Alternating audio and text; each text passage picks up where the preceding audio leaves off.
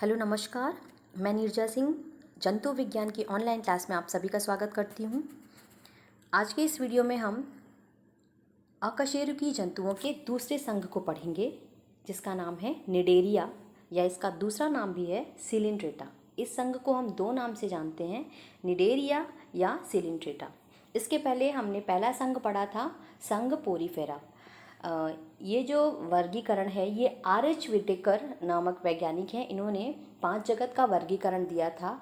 उन्हीं के जंतु वर्गीकरण के अनुसार ये अकशेरुकी जंतु का दूसरा संघ है। पहला संघ है संघ पोरीफेरा। तो सबसे पहले हम ये जान लेते हैं कि सिलिंड्रेटा और निडेरिया शब्द का क्या अर्थ है।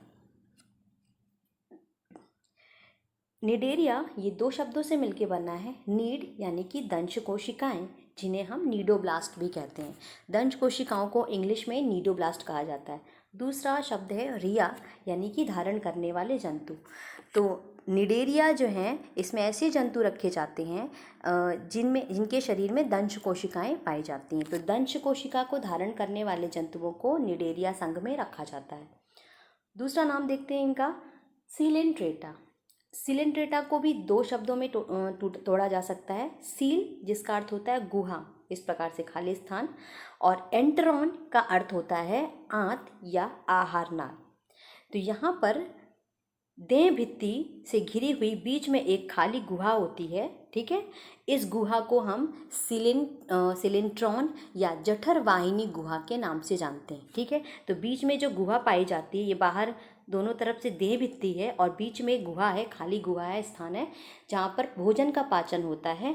उस गुहा को हम जठर वाहिनी गुहा या सिलिंट्रॉन के नाम से जानते हैं।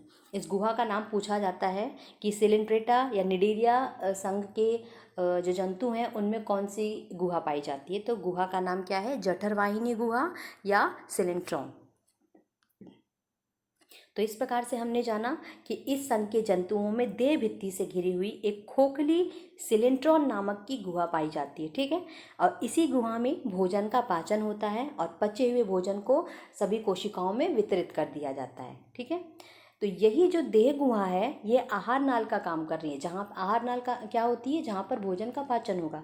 तो इसी देह गुहा में क्योंकि भोजन का पाचन हुआ, इसीलिए इसको हम जठर वाहिनी गुहा यानी गैस्ट्रोवैस्कुलर कैविटी के नाम से भी जानते हैं। अब इसके इतिहास को समझ लेते हैं, हिस्ट्री। तो पैसोनल नामक वैज्ञानिक ने सन 1723 ईस्वी में और ट्रेम्ले नामक वैज्ञानिक ने 1744 ईस्वी में इस संघ का अस्तित्व सिद्ध किया था। बाद में अरस्तु ने इन जंतुओं के दंश स्वभाव की, इनमें दंश कोशिकाएं पाई जाती हैं, इससे परिचित हुए और इसलिए इन्होंने इसे निडी कहा। अंत में नाइडेरिया शब्द जो दिया गया था, जिस वैज्ञानिक ने दिया, वो हैस्टैग थे। इन्होंने सन 1888 में नाइडेरिया नामकरण किया और इस संघ को स्थापित किया। इस संघ में लगभग 10,000 जातियां पाई जाती हैं जंतुओं की। अब इसके कुछ प्रमुख लक्षण देख ले। तो सबसे पहले आवास देखिए, ये जंतु कहाँ पाए जाते हैं। तो आवास में सभी जलीय हैं। इस संघ में जितने भी जंतु मिलेंगे वो सभी जल में पाए जाते हैं। अधिकांशतः समुद्री यानी ज़्यादातर समुद्री जल में मिलते हैं, लेकिन कुछ जंतु ऐसे भी हैं जो कि स्वच्छ जल में पाए जाते हैं। स्वच्छ जल का अर्थ होता है जैसे तालाब और नदियों में, ठीक है। तो तालाब और नदियों में पाए जाने वाला जो जंतु है, आपने नाम सुना होगा, हाइड्रा कहते हैं, ठीक है। तो हाइड्रा ये स्वच्छ जल में पाए जाने वाला जंतु है, ठीक है। एकांकी का मतलब या तो वो अकेला रहेगा या तो समूहों में रहेगा। निवही का अर्थ होता है या तो समूह में पाया जाएगा या अकेला। अब इनके जीवन में बहुरूपता पाई जाती है। हर संघ का कुछ प्रमुख लक्षण होता है जो अन्य संघों से इसको अलग करता है। जैसे दंश कोशिकाएं सिर्फ निडेरिया या सिलिंड्रेटा संघ में ही पाई जाती, किसी अन्य संघ में नहीं पाई जाएंगी। उसी प्रकार से इस संघ में बहुरूपता पाई जाती है। बहुरूपता क्यों कह रहे हैं, क्योंकि इस संघ के जो जीव होते हैं अपने जीवन काल में अलग अलग रूपों में दिखाई देते हैं, ठीक है। तो इसमें एक अवस्था होती है जिसे पॉलिप अवस्था कहती है, जो इस प्रकार से बेलनाकार होती है, ठीक है। तो बेलनाकार जो अवस्था होती है उसे पॉलिप कहते हैं। इसकी दूसरी अवस्था होती है जिसे मेड्यूसा कहते हैं, जो कि छतरी नुमा होती है इस प्रकार से। तो अपनी जीवन काल में ये कई अवस्थाओं में देखने को मिलता है। कई जंतु जो होते हैं इनमें 2 से अधिक अवस्थाएं भी देखने को मिलती हैं, तो इसीलिए हम कहते हैं कि इनके जीवन काल में बहुरूपता पाई जाती हैं। ठीक है। अब शरीर का संगठन देख लें। हमने इसके पहले पोरीफेरा संघ पढ़ा था, तो उसमें क्या था, बहुकोशिकीय स्तर का, यानी कोशिकाएं कैसी थी, बहुत सारी थी लेकिन ऊतक नहीं बने थे। अब अगर हम इसको कंपेयर करके चलें तो अगले संघ यानी कि सिलेंट्रेटा संघ में ऊतक बन जाते हैं, यानी यहाँ पर शारीरिक संगठन ऊतक स्तर का हो गया, यानी यहाँ पे ऊतकों का निर्माण हो गया। ऊतक क्या होते हैं, कोशिकाओं का समूह जो कि रचना और कह सकते हैं उत्पत्ति और कार्यों में समान हो, उसे हम कहते हैं ऊतक। तो यहाँ पे शारीरिक संगठन ऊतक स्तर का हो गया। अगला देखें, अगर हम हाइड्रा का एग्जाम्पल देखें तो इस प्रकार से डायग्राम आएगा। तो यहाँ पर अग्रभाग में यानी ऊपर की ओर हाइपोस्टोम नामक एक रचना होती है, जो कि फूला हुआ भाग होता है, जिसके बीचों बीच में क्या होता है, मुख, यानी मुख पाया जाएगा। ये जो मुख होता है इसके चारों तरफ कई सारे संवेदी टेंटिकल्स यानी रचनाएं पाई जाती हैं। ठीक है, धागों के समान रचनाएं मिलेंगी जिसे टेंटिकल्स कहती हैं, जो संवेदी होती हैं। ठीक है, संवेदनाओं को ग्रहण करती हैं। तो अग्रभाग में क्या होगा, हाइपोस्टोम नामक एक फूली हुई रचना होगी, जिसके अंदर क्या होगा, एक डिप्रेशन यानी गड्ढा होगा, जिसे हम मुख कह रहे हैं। इसके बाद मुख के चारों तरफ क्या होंगे, स्पर्शक यानी कि टेंटिकल्स पाए जाते हैं। अब ये जो टेंटिकल्स होते हैं, इन्हीं टेंटिकल्स में ये दंश कोशिकाएं पाई जाती हैं। दंश कोशिकाओं को हम इंग्लिश में नीडोप्लास्ट या निमेटोब्लास्ट भी कहते हैं। इनका कार्य क्या होता है, तो ये दंश कोशिकाएं इन जंतुओं को किसी आधार से चिपकने में, भोजन को पकड़ने में और अपनी सुरक्षा यानी आत्मरक्षा के लिए इस्तेमाल की जाती, प्रयोग की जाती हैं। यहाँ पर 2 डायग्राम दे रखे हैं। हमने कहा कि इन जीवों में बहुरूपता मिलती है, यानी इनके जीवन काल में ये अपने कई रूपों में देखे जाते हैं। तो ये पॉलिप रूप है, इस प्रकार से बेलनाकार, और ये छतरी नुमा, जैसे उल्टी छतरी, ये छतरी होती है ना, उस प्रकार से प्याली नुमा कह सकते हैं या छतरी नुमा, ये इसका दूसरा रूप है। तो इसे पॉलिप कहा जाता है, इसे मेड्यूसा कहा जाता है। छतरी नुमा अवस्था को मेड्यूसा और इस प्रकार से बेलनाकार अवस्था को पॉलिप कहा जाता है। ठीक है, ये इसके संवेदी टेंटिकल्स यानी ये स्पर्शक हो गए जो मुख के चारों तरफ हैं, और इन्हीं टेंटिकल्स में या इन्हीं स्पर्शक में क्या है, दंश कोशिकाएं पाई जाती हैं जो विभिन्न कार्य करती हैं। ये हाइड्रा का स्ट्रक्चर है। हाइड्रा के स्ट्रक्चर में ये सबसे बाहर की ओर यहाँ आपकी रचना दिख रही है जिसे बाह्य कह रहे हैं, यानी देह भित्ति, ये सबसे बाहर में की ओर जो रचना है उसे बाह्य एपिडर्मिस कह रहे हैं। इसके बाद ये अंदर की ओर जो परत दिख रही है इसे हम गैस्ट्रोडर्मिस या अंतः त्वचा भी कहते हैं, एंडोडर्मिस या गैस्ट्रोडर्मिस भी कहते हैं। ठीक है, इन दोनों परतों के बीच में एक जेली की समान एक रचना होती है, अकोशिकीय होगी, यानी कोशिकाओं की बनी नहीं है, एक चिपचिपी जेली के समान परत मिलती है जिसे हम मीजोग्लिया के नाम से जानते हैं। ठीक है, तो बीच में एक और परत मिलेगी इन दोनों परतों के बीच में जिसे हम मीजोग्लिया कहते हैं। यहाँ पे देखिए, ये फूला हुआ भाग हाइपोस्टोम कहलाता है, जिसके बीचों बीच में क्या होगा, मुख पाया जाएगा, और ये मुख के चारों तरफ ये संवेदी स्पर्शक या टेंटिकल्स पाए जाते हैं। ये बीच में गुहा पाई जाती है जहाँ पर भोजन का पाचन होता है। ये यहाँ पे पाचन हो रहा है, ये शिकार है, और यहाँ पर भोजन का पाचन होता है। इसी गुहा को हम जठरवाहिनी गुहा कहते हैं। तो ये जो गुहा है जहाँ पर भोजन का पाचन होता है, इसे जठरवाहिनी गुहा के नाम से जानते हैं। ठीक है, तो आप समझ गए होंगे। यहाँ पर देह भित्ति, इसे कहते हैं देह भित्ति, और देह भित्ति से घिरी हुई बीच में ये खाली गुहा मिल रही है जिसे हम जठरवाहिनी या सिलेंट्रॉन के नाम से जानते हैं। ये हाइड्रा की रचना है। अब यहाँ पे हमने आपको बता दिया कि ये जो स्पर्शक हैं इनके अंदर दंश कोशिकाएं पाई जाती हैं जो सुरक्षा, अपनी आत्मरक्षा, भोजन को पकड़ने या किसी आधार से चिपकने में जंतु की मदद करती हैं। तो यहाँ पर इसके अंदर जो दंश कोशिकाएं हैं इसका एक डिटेल में डायग्राम यहाँ पे है। एक दंश कोशिका इस प्रकार से दिखाई देती है। ये अंदर की ओर ये रचना है, इसे हम निमेटोसिस्ट कहते हैं। ठीक है, इसी के अंदर कुछ पॉइजन भरा होता है। ये स्पर्शक जो लगे होते हैं जैसे ही कोई आसपास शिकार होता है, इनके इनके ऊपर इनके संपर्क में आता है, ये रचनाएं बाहर की ओर निकल जाती हैं और इनके अंदर जो भी विषैले पदार्थ होता है, जिसे हिप्नोटॉक्सिन के नाम से जाना जाता है, इनका जो विषैला पदार्थ है इसे हिप्नोटॉक्सिन के नाम से जानते हैं, ये अपने शिकार में इंजेक्ट कर देती हैं। ठीक है, तो इससे जो शिकार है वो आसानी से इनसे ये ग्रहण कर सकते हैं। नेक्स्ट देखिए, शरीर द्विस्तरीय होगा, यानी ये जंतु कैसे हैं, डिप्लोब्लास्टिक हैं। ठीक है, तो यहाँ पर जो जंतु हैं ये डिप्लोब्लास्टिक होते हैं।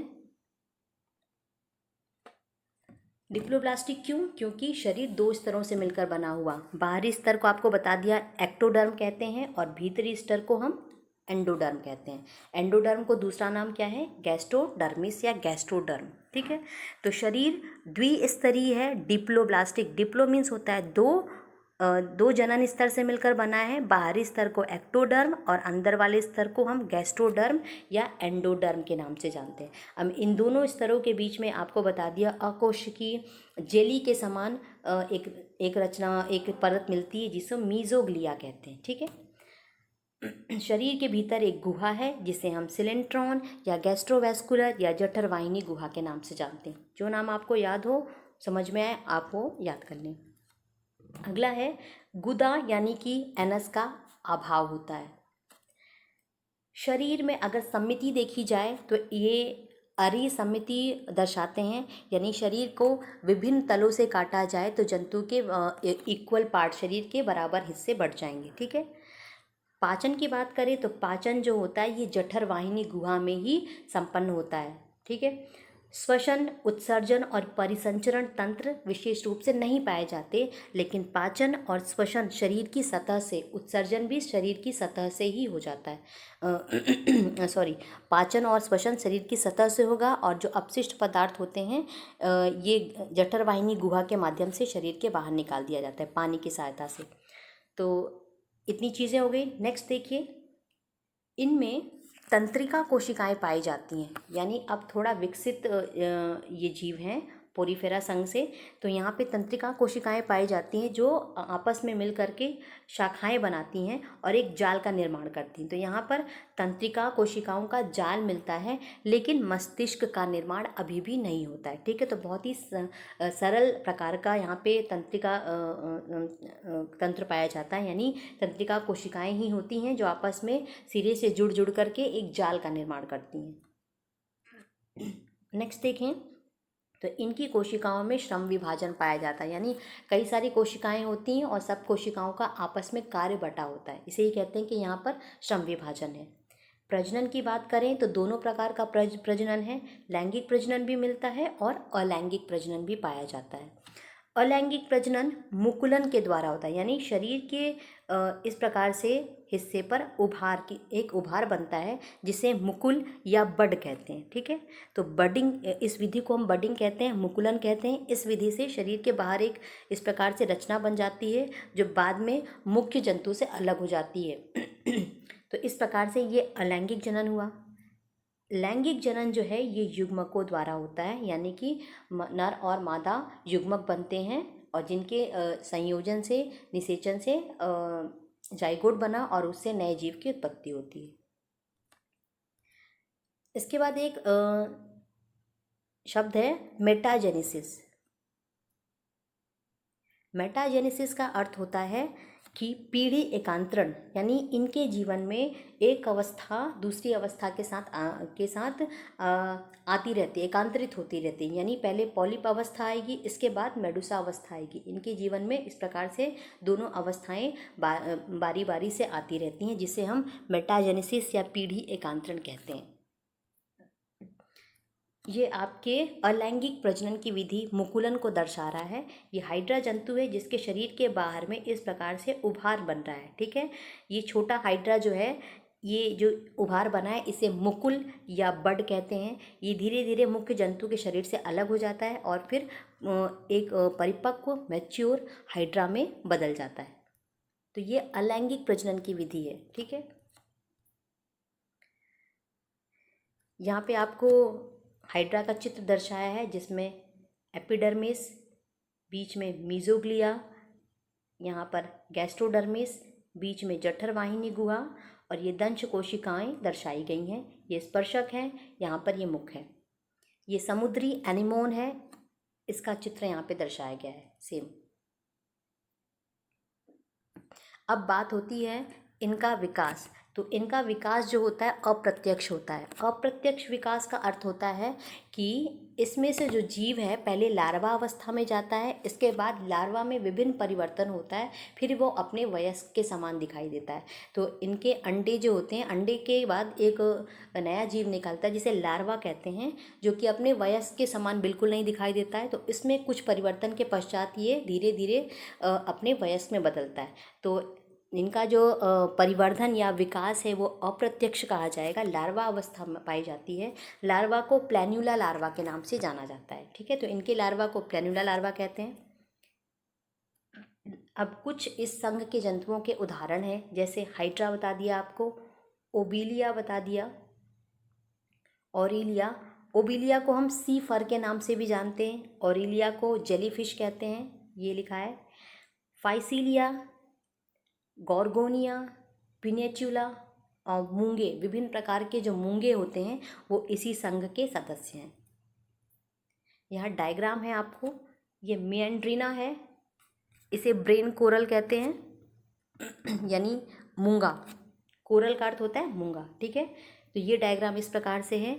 गॉर्गोनिया, इसे समुद्री पंखे के नाम से जाना जाता है। ठीक है, सी फैन, क्योंकि इसका आकार इस प्रकार से, तो इसे समुद्री पंखा के नाम से जाना जाता है, गॉर्गोनिया। ये पिनेचुला है, नीचे डायग्राम जो दिख रहा है, इसे समुद्री पेन के नाम से जानते हैं, सी पेन। पेन का अर्थ होता है कलम, तो ये समुद्री कलम के नाम से जाना जाता है क्योंकि इसका आकार ऐसा है।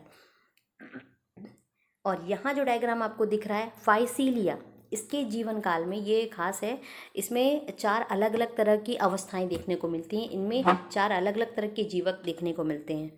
तो फाइसीलिया जो है, इसकी जो रचना है, आकार है, ये पुर्तगाली युद्धपोत के समान है, यानी कि जंगी जहाज के समान दिखाई देता है उल्टा, इसीलिए इसे कहते हैं पुर्तगाली युद्धपोत। ठीक है, तो इसका ये कॉमन नाम है। अगला डायग्राम देखिए, ये ओबिलिया सी फर इसे कहते हैं, इसका डायग्राम है। इसे जेलीफिश कहते हैं, ये फिश नहीं है, इसका नाम है जेलीफिश ऑरिलिया। ऑरिलिया का सामान्य नाम है जेलीफिश। ठीक है, ये ओबिलिया है। ये सभी जंतु हैं, इसी संघ के हैं। ये एडम्सिया का डायग्राम है यहाँ पर, इसे सी एनिमोन कहते हैं। ये मेट्रीडियम का डायग्राम है। ठीक है, इन दोनों को सी एनिमोन के नाम से जाना जाता है। तो ये इस सभी संघ के कुछ जंतुओं का चित्र था। आज की वीडियो में इतना ही। अगले वीडियो में हम अगले संघ को स्टडी करेंगे। धन्यवाद।